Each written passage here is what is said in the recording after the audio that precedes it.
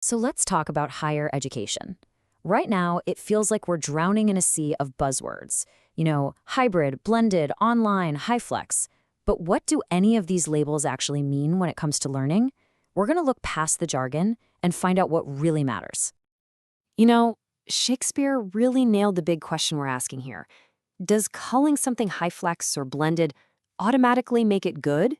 Or is the real value, the sweetness of the rose, let's say, found in the quality of the experience itself, no matter what name we stick on it? Okay, so let's get into it.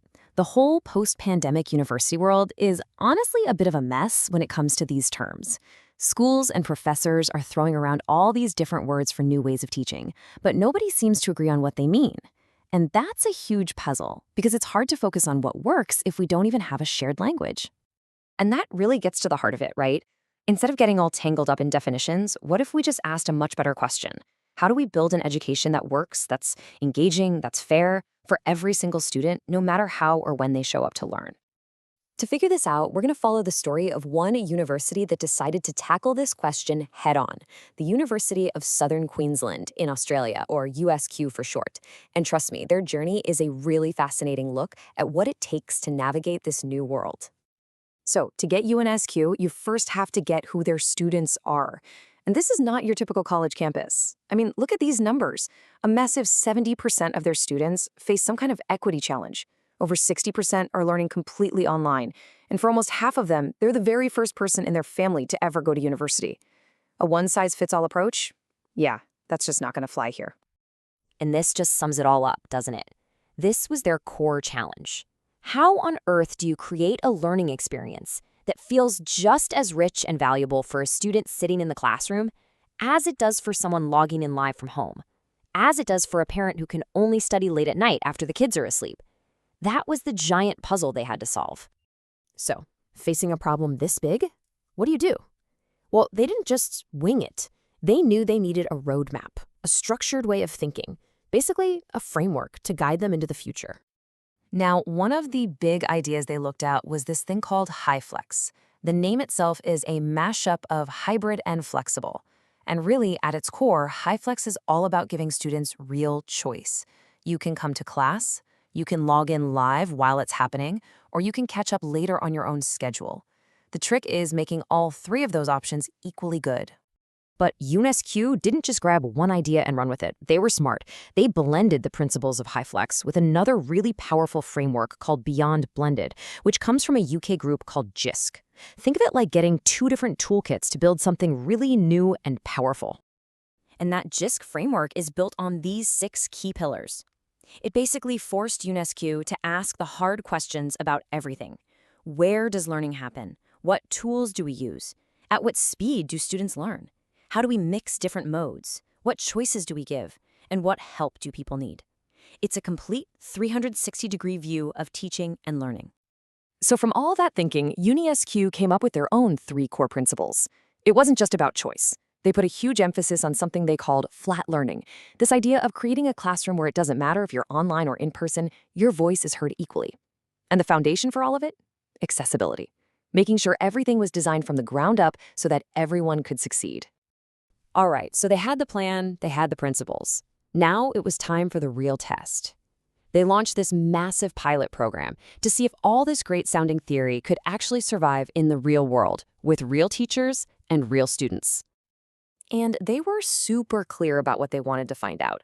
This wasn't just about playing with new tech. They wanted to know, can we actually make students more engaged? Can we build a truly hybrid classroom? Can we make the experience better for everyone? And can we finally figure out how to weave in those self-paced learning tools in a way that makes sense? And get this was no small-time experiment. We're talking 17 professors across 8 different departments. And in just its first 2 terms, the pilot touched the lives of nearly 4,000 students. This was a serious, university-wide commitment to figuring this out. But you know how it is with big, new projects, right? Innovation is never a straight line. When they actually put these ideas into practice, well, there were some incredible wins, but there were also some very real, very tough challenges. And this is where the story gets really good. Let's start with a huge success. One of the professors in the pilot said they saw a real improvement in how engaged the online students were. For the first time, it felt like everyone, on campus and remote, was part of one single, unified class. That right there, that was a massive step toward their ultimate goal. But it wasn't all perfect. Another teacher pointed out that students weren't always fans of the new technology. Some of them found the new platform, called Engagely, just plain confusing. It's such a good reminder that just because a tool is new and powerful doesn't mean people will instantly love it.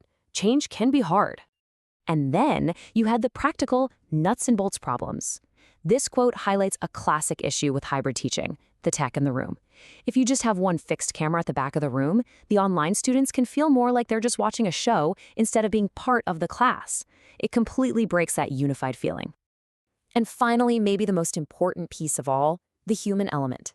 This comment from a faculty member is so honest and so powerful.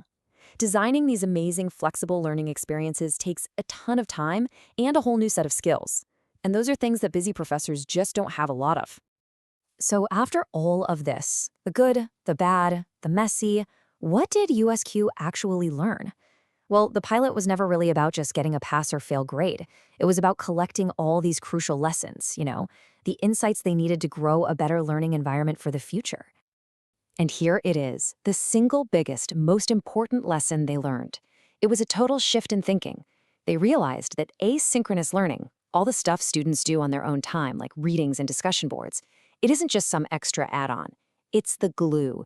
It's the essential foundation that holds the entire flexible experience together for everybody. And this is where things get really cool. To help solve that huge problem of professor workload, UniSQ started experimenting with AI.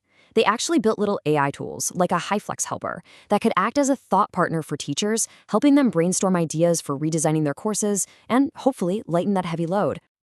So it all comes full circle, doesn't it? UNSQ's journey proves that the goal was never about finding the one perfect label or the one perfect piece of tech. The real important work is in carefully and thoughtfully cultivating an educational garden, one that's full of different kinds of opportunities that are flexible, accessible, and always focused on the human beings who are there to learn. In the end, it's not about finding one perfect rose. It's about tending a whole garden, one that's thriving and full of life. And that kind of leaves us with a question, doesn't it? In our own work, in our own lives, what new seeds are we willing to plant?